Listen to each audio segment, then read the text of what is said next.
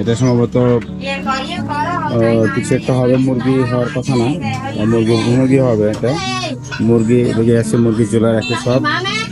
আর এটা দেখেন, এটা খুব দামি একটা মুরগি, এই যে কালো স্কিন, যেটা কালো মুরগি, এটা বিক্রি করছে সব, এখানে কেটে বিক্রি করছে।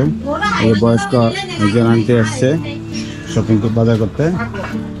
এদিকে আছে, এগুলো সম্ভবত শুকরের মাংস হবে, সব বেশিরভাগই চর্বি।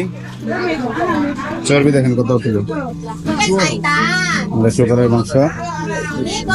শুকরের মাংস, সামনেও এটাও মনে হয় শুকর অথবা গরুর মাংস হতে পারে, এটা একটা লাল বেশি, শুকরের মাংস এতটা লাল হয়ে গেলে ছিল না।